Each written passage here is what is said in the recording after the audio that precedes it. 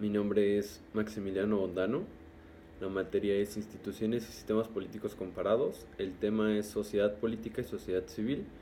Y los textos en los cuales me basé para hacer esta tarea es Los partidos políticos en la elección, del libro Instituciones Políticas y Derecho Constitucional de Maurice Duverger, y el capítulo cuarto de La democracia en América de Alexis de Tocqueville. Comenzaré este video refiriéndome al texto de Tocqueville. Para Tocqueville, la asociación política en específico se ve diferenciada entre cómo lo conciben los norteamericanos y los europeos.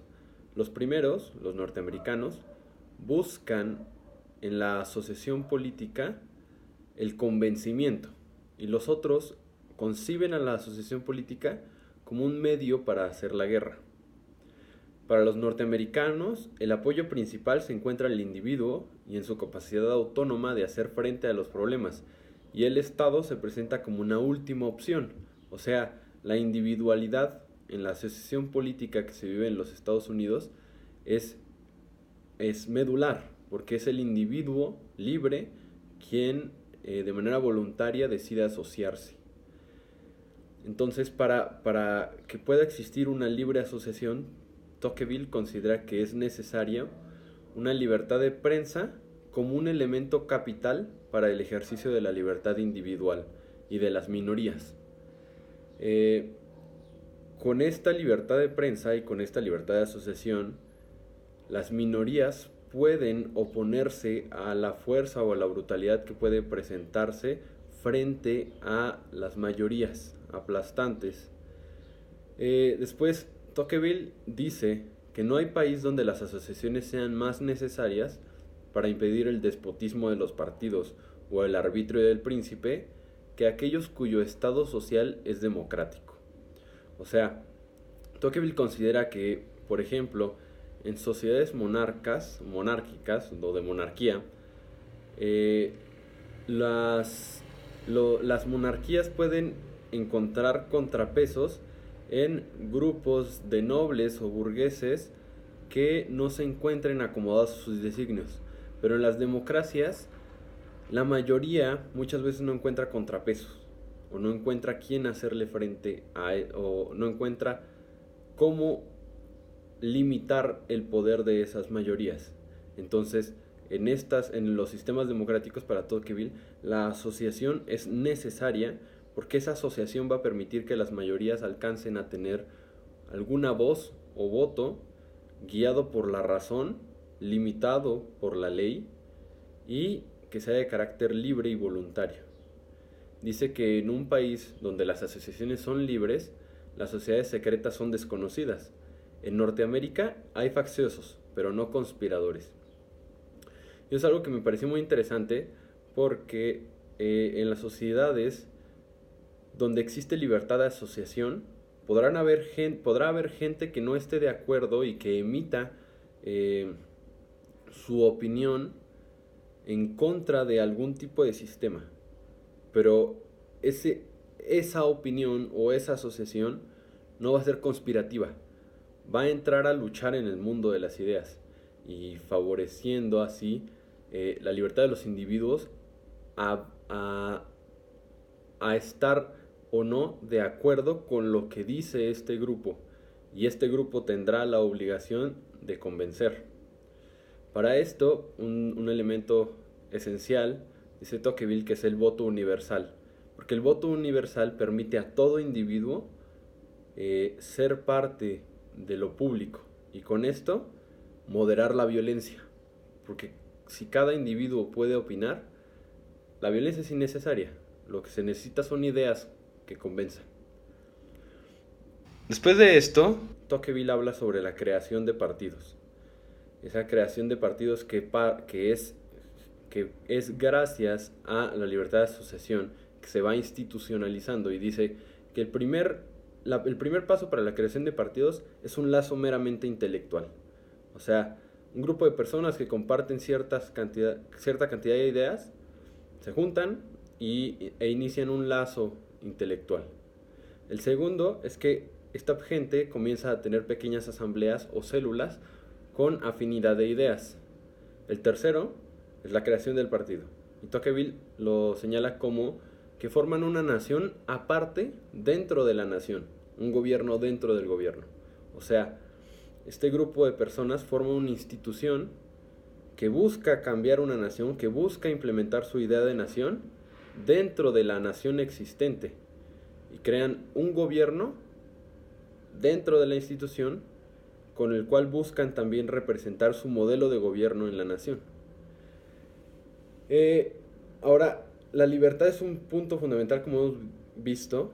Entonces, esa libertad, o quienes tienen la libertad de ejercerla, no están obligados a moverse por un mismo camino para alcanzar los fines comunes, sino que aún tienen la capacidad de poder elegir qué camino tomar. Y eso es un elemento bastante bello porque pondera que la voluntad y la razón van por sobre la imposición de ideas o dogmas. Después, Maurice Duverger,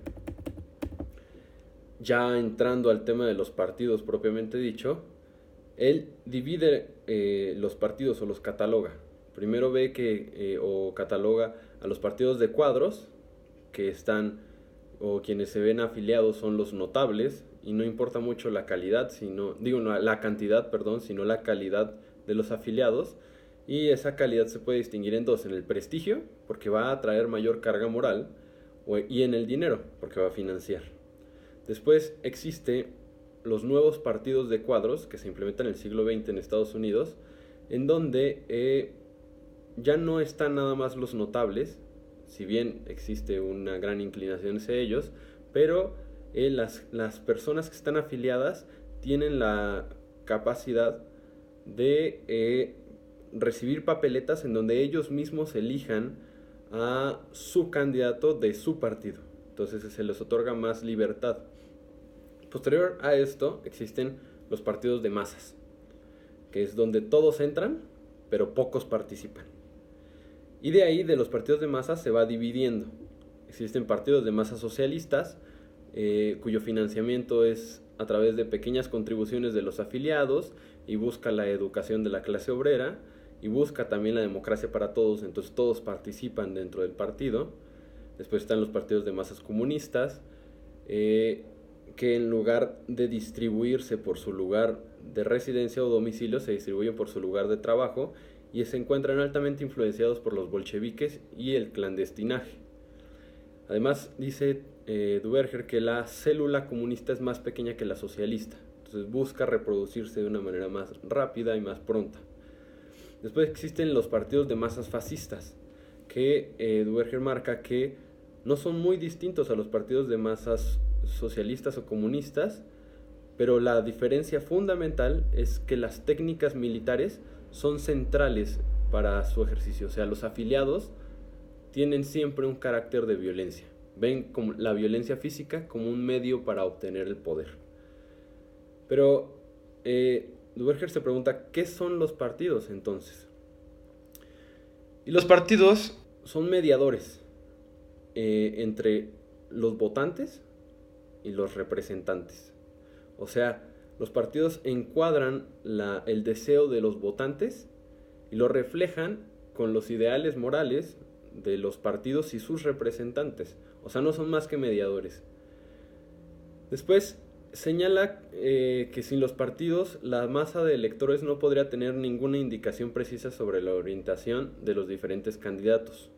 Pero es una cosa que a mí me hizo eco en la cabeza, pues en las últimas elecciones en México hubo una coalición que era el Partido de Encuentro Social, Morena y Partido del Trabajo. El Partido de Encuentro Social es un partido transversal, demócrata, cristiano, protestante, y Morena y PT, bueno, el PT por ejemplo es un partido antiimperialista y de izquierda, y Morena es un partido de izquierda.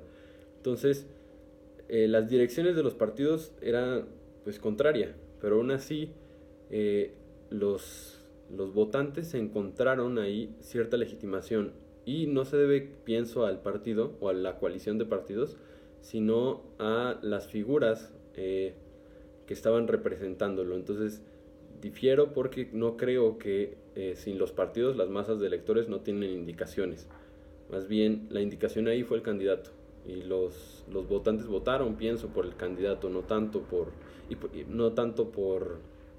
el partido. Y un móvil importante fue el hartazgo de la política mexicana que se vivía. Después dice que si la ideología del partido deja de corresponder a lo que desea y piensa, la opinión pública pierde su influencia.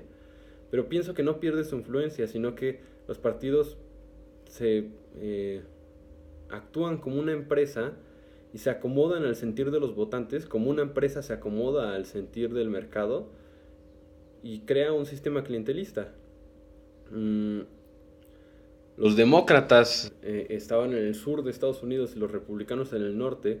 Los republicanos fueron los que hicieron el movimiento, o buscaban el movimiento de la liberación de los esclavos, y ahora parece que los roles se han cambiado y los demócratas ahora son los que buscan la igualdad de género y, por ejemplo, la legalización del matrimonio homosexual. Entonces, no me parece que pierdan su influencia, sino que simplemente se acomodan. Dice que los elegidos, o sea, los representantes, tienen interés de mantener contacto con los electores para conservar el interés de los electores. Es muy cierto. Y ahí se expresa, más que nunca, la intención clientelar de los partidos. O sea, el representante lo que quiere es mantener el interés de los electores para que sigan votando, nada más. Por último, termina diciendo que existe una probable rivalidad entre los dirigentes de los partidos y los elegidos para representar ya en el gobierno. Y eso se ve bastante claro también en la última elección, en el caso de el PAN y su candidato a la presidencia, en donde hubo grandes divisiones y hubo una rivalidad fuerte entre los dirigentes de los partidos, los dirigentes de facto del Partido Acción Nacional y el candidato. Entonces, creo más bien, como conclusión, que el partido político se expresa como una empresa privada que busca seducir a los votantes por el interés de cubrir un escaño en el Congreso o la silla presidencial o en cualquier puesto de elección popular. Eso es todo. Gracias.